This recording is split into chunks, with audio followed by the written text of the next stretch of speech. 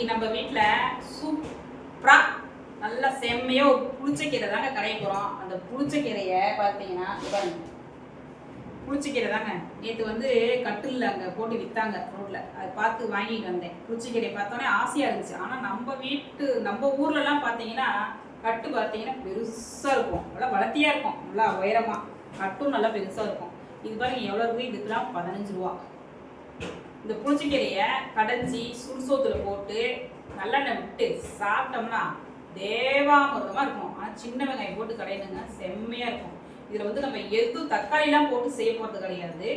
பச்சை மிளகா, வரமிளகா, வெங்காயம், நல்லெண்ணெய், கடைசியாக வெந்தயம் கொஞ்சம் முழுகி போட போகிறோம். அவ்வளோதாங்க, சூப்பராக இருக்கும் கீரை. இது எப்படி கிடையாதுன்னு பார்க்கலாம் வாங்க இன்னைக்கு. அப்புறம் இதை பொரிச்சு ஃபஸ்ட்டு அலசி எடுத்துக்கலாங்க. அதுக்கப்புறம் என்னென்னு நான் சொல்கிறேன். பாருங்க, கீரையை பொரித்து நல்லா தண்ணியில் வாஷ் பண்ணிவிட்டு நான் எடுத்து வச்சுருக்குறேங்க. இப்போது தண்ணியும் இருந்து அடுப்பில் வச்சுட்டேங்க. கொதிக்க நல்லா கொதிக்கிற டைமில் நம்ம இந்த அலசின கீரையை நல்லா போட்டு வேக வச்சுக்கலாங்க. நல்லா வேகணுங்க. கீரை வந்து நம்ம ஊர் சைடெலாம் வாங்குகிற கீரை நல்லா புளிப்பாக இருக்கும். இது எப்படி இருக்குன்னு தெரியல, கடைஞ்சிட்டு சாப்பிட்டு பார்த்துட்டு எப்படி இருக்குன்னு சொல்கிறேங்க. கட்டும் அதே மாதிரி நல்லா பெருசு பெருசாக ஆள் உயரத்துக்கு வரும். நல்லா மத்தியான நேரத்தில் 2 மணிக்கு சைக்கிளில் வச்சு கொண்டு வருவாங்கப்பா நம்ம ஊரில். புளிச்சக்கீரையை வந்து சைக்கிளில் மத்தியான நேரத்தில் 2 மணிக்கு அப்படியே வேரோடு புடுங்கி பொசேர்னு மேலே ஈர சாக்கு போட்டு கொண்டு வருவாங்க. பார்க்கவே ஆசையாக இருக்கும். கீரை வந்து பார்த்தீங்கன்னா நல்லா வளர்த்துட்டு ஒரு கட்டு வாங்கினா போதும். அந்த ஒரு கட்டு கீரையை வாங்கும் போது நீங்கள் என்ன புளிச்சக்கீரை கிடைக்கிறீங்களா, அப்போ எனக்கு ஒரு பின்னின்னு கேட்டு வாங்கி தின்வாங்க பக்கத்து வீட்டுக்காரங்க. இப்போது இந்த கீரையில் புளிப்பு தன்மை எப்படி இருக்குன்னு தெரியாது நம்மளுக்கு. பார்க்கலாம், நல்லா வேகட்டும். நான் இதில் வந்து 2 கட்டு கீரை போட்டிருக்கேன். ஆனால் 2 கட்டு கீரை எவ்வளோ வருதுன்னுலாம் தெரியலை. நம்ம ஊரில் கீரை கட்டு 10 ரூபா தான், இங்கே 15 ரூபா. சின்னது தான் 15 ரூபா. அது பாருங்க, சின்ன வெங்காயம் நான் உரித்து இந்த மாதிரி எடுத்து வச்சுருக்கிறேன். இன்னும் கழுவில் உரித்து மட்டும் எடுத்து வச்சுருக்கிறேன். வரமிளகா பாருங்கள், இந்த அளவுக்கு எடுத்து வச்சுக்கிறேன். ஆனால் கீரையில் வந்து கொஞ்சம் காரம் இருந்தால் தான் நல்லாயிருக்கும். பச்சை மிளகா இந்த அளவுக்கு எடுத்து வச்சுருக்கிறேன். வெந்தயம் வந்து இந்த அளவுக்கு எடுத்து வச்சுருக்கிறேன். இது நல்லா வறுத்து வாசனை வர வரைக்கும் வறுத்து பொடி பண்ணி எடுத்துக்கலாம். சரியாப்பா? சரிம்மா. பாருங்க, கீரை நல்லா வெந்துருச்சு, பூ மாதிரி. பாருங்க, இந்த அளவுக்கு வெந்தோடனே இந்த தண்ணியை வந்து நம்ம வீண் பண்ணக்கூடாது, வடித்து எடுத்து வச்சுக்கலாம். இந்த தண்ணி எதுக்குன்னு கேட்டிங்கன்னா, இந்த தண்ணியை வடித்து எடுத்து வச்சுட்டு இந்த பூஜை சாமான்லாம் இருக்குல்ல, பித்தளை விளக்கேற்றுறேன், அது இன்னும் பித்தளை பொருள் ஏதாவது விளக்குமா, அந்த தட்டு விளக்கு இதெல்லாம் விளக்கிக்கலாம். அந்த தண்ணியை அப்படியே பத்திரமா எடுத்து வச்சோம்னா அப்படி பளிச்சுன்னு வரும் இந்த தண்ணி. சூப்பர்மா. தண்ணி வீண் பண்ணக்கூடாது, அதுக்கு தான் வடித்து எடுத்து வைக்கிறோம். அப்புறம் வந்து நாளைக்கு இதே இந்த புளிச்சிக்கிற தண்ணியவே என்ன பண்ணலாம்னா தலைக்கு தேய்ச்சி ஊற்றிக்கிட்டோம்னா முடி நல்லா சாஃப்டாக இருக்கும் இந்த புளிச்சிக்கிற தண்ணியில். சமைக்கிறது மட்டும் இல்லாமல் மருத்துவ வேலையும் பார்த்துட்டு இருக்கிறீங்க. இல்லைப்பா, அது தண்ணி வீண் பண்ண வேண்டாம். இது கிடைக்கும் போது யூஸ் பண்ணிக்கிறோம். அவ்வளோதான். தண்ணி சரிம்மா, சரி வடிகட்டும். தண்ணியை வடிகட்டி எடுத்து வச்சுக்கிட்டோங்க. இந்த தண்ணியில் பித்தளை பாத்திரம் மட்டும் இல்லைப்பா, நாங்கள் என்ன பண்ணுவோம்னா தண்ணியில் சாம்பல் இருக்குது பார்த்தியா, அடுப்பு விறகு பெருகிற பார்த்தியா, அந்த சாம்பல் எடுத்து இந்த தண்ணியை கொஞ்சம் ஊற்றி குழச்சிட்டு நாரில் தொட்டு பாத்திரம் விளக்கணும்னா பாத்திரம் பழப்பழம் சூப்பராக இருக்குப்பா, அருமையாக இருக்கும். சோப்பே தேவையில்லை, அவ்வளோ அழகாக இருக்கும். சரி, இப்போ கீரை தாளிக்கிறத பார்த்தலாமா? பாருங்க, 2 கட்டு கீரை போட்டே இவ்வளோ தான் வந்திருக்கு. இப்போ நம்ம தாளிக்கிறதுக்கு நல்லெண்ணெய் ஊற்றிக்கலாங்க. இந்த கீரைக்கு வந்து தேங்காய் நல்லெண்ணெய் கடலெண்ணெய் சூப்பராக இருக்குங்க. என்கிட்ட நல்லெண்ணெய் தான் இருக்குது, நாங்கள் கடலெண்ணெய் ஊற்றல, அதனால் நல்லெண்ணெய் வச்சுக்கிறேன் தாளிக்கிறதுக்கு. அதே மாதிரி வெந்தயம் வறுத்து எடுத்து வச்சுக்கிறேன். பூரா நுணுக்கிக்குவோம்பா.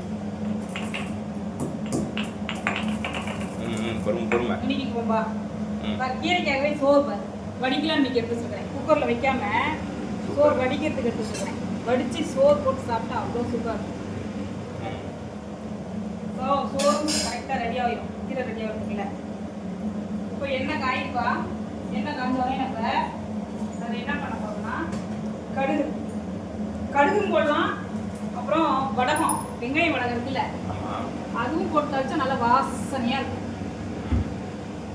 இது வந்து எனக்கு அப்பா செஞ்சு கொடுத்தாங்க வடகம்.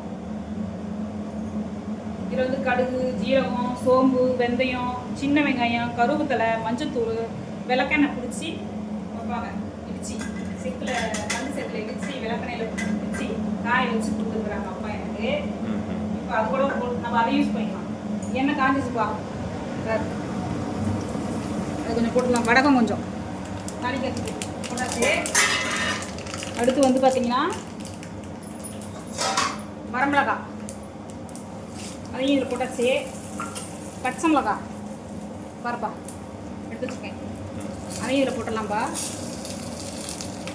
போட்டு ஒரு குலுக்கி மேலே மிளகா கவுந்துட்டா. இப்போ இந்த கீரையில் கொட்டிடுது.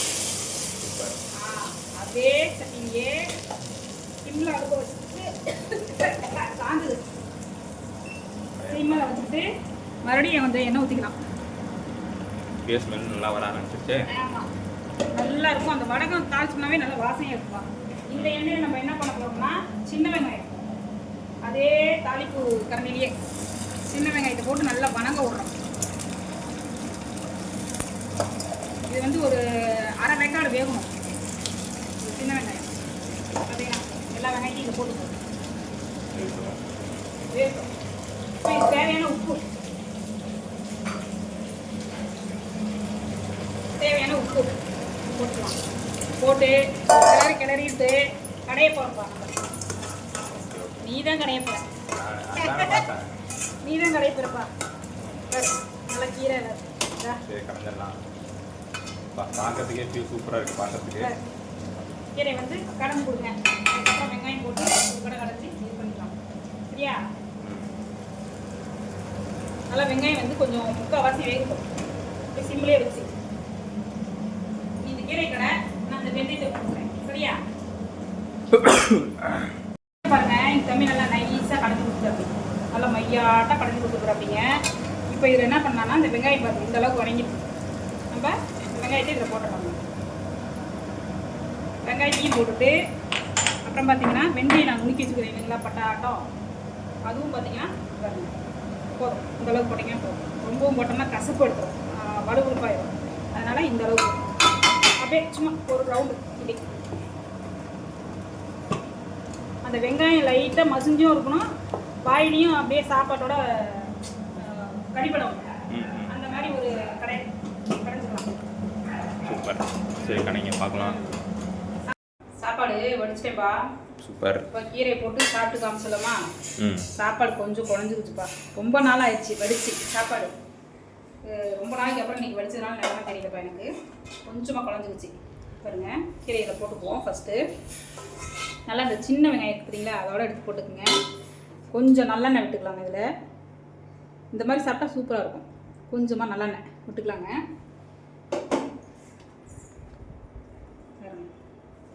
பார்க்கும்போதே வாயில் வச்சு வருது.